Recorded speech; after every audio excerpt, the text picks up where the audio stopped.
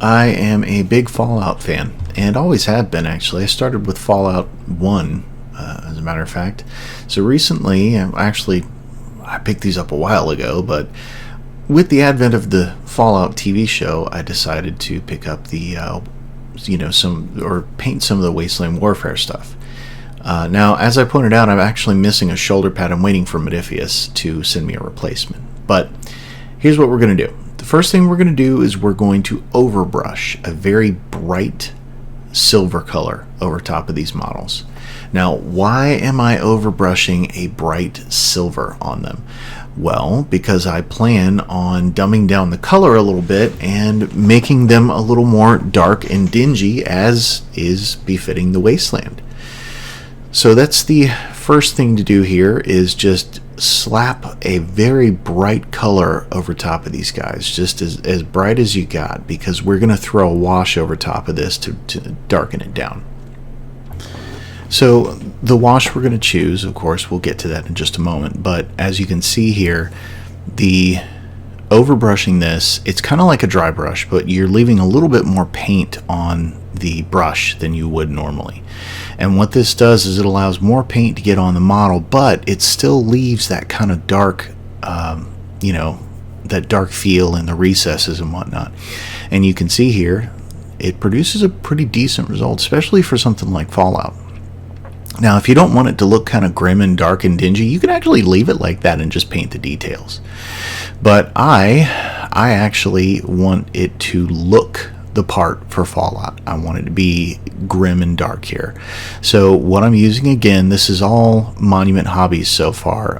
The Monument Hobbies Silver, Pro Acryl Silver. This is the yellow-green that came out of the Vinci V set, and I'm just using that to do a couple of parts of the weapons. And actually, I'm going to use a little bit more of that paint later, and we'll show you that in just a second. But so just picking up a couple of details on the model, picking out a couple of, you can even do details on the base, and I'm kind of slopping the green on the eyes as well. And I'll go back and fix that with a little bit of silver later, because I can never seem to hit it very well. Now, of course, the next one I'm moving on to is yellow, and that again is going to be Monument Hobbies, and it is actually golden yellow. I'm looking at the pot right now. So I'm using that to pick out a couple of small details, just like with the green, nothing crazy, nothing big, and I'm just trying to get a couple of parts to look a little bit different here. And I am vaguely sort of following the box art a little bit. I'm just kind of, going off of just a little extra here. Now this is bold red. It's the bold pyrote red, whatever it is. You know what I mean. So it's their bright color. Again, bright color because we're going to darken it down. So that's why I'm picking the bright, really pop out colors. And I also did the emblem on his chest. So this again is going to be just a bright red over top of a couple of details, nothing big, nothing fancy. And again, you can actually use this for details on the base, for any other things you need to do. I used it for the grip on the bottom of the weapon for this guy.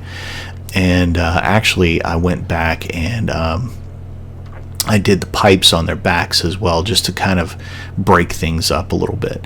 Now you can do this on the models. You can add like little details and here and there things just to kind of break up that silver. And I do plan on going back and doing a couple of highlights and whatnot. And I took some of that excess and I used that to brush onto the barrel that's buried in the ground there. Now what I'm doing here is I took some dark umber, again, Monument Hobbies. It's the Pro Acryl. This is all from the base set. I'm using that to base coat the wood, the dirt, anything that could be brown. And if you slop it on something, it doesn't matter. You know why? Because it's probably muddy and disgusting wherever these guys are at, because keep in mind, this is the Wasteland. So I'm taking a little bit of that dark umber, right, and I'm putting a little bit of light umber on my brush. While that dark umber is still dry, I'm actually brushing that light umber onto the base just to kind of blend it a little bit. Now I'm taking a dark warm gray and a light warm gray, and I'm doing the same thing. I'm actually just blending the paint while I'm painting it. While it's, right after I do the dark, I will grab a small bead of the light and I will just put a couple of beads of that light over top and blend it all in.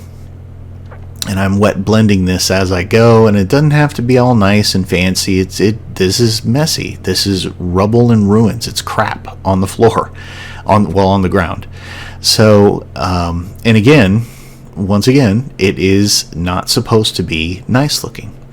So I additionally took some of that light umber because I had a bunch of it left over, and I painted it onto the feet and a little bit onto the legs as well to kind of give a little bit of color. Now here you can see that I'm painting the tubes that go from the mask to, I'm using a black contrast, that's Contrast Black Legion. Now here I'm actually taking some green, that same yellow green, and I thinned it down a lot with water, and I'm just picking a couple of places here and there on the armor just to break up that silver and add a little bit of green in for, after we add the wash to it, it's going to, you really won't see it. So we're going back to the Old Faithful here because I have yet to buy the Monument Hobbies washes, but it is a down the line purchase for me.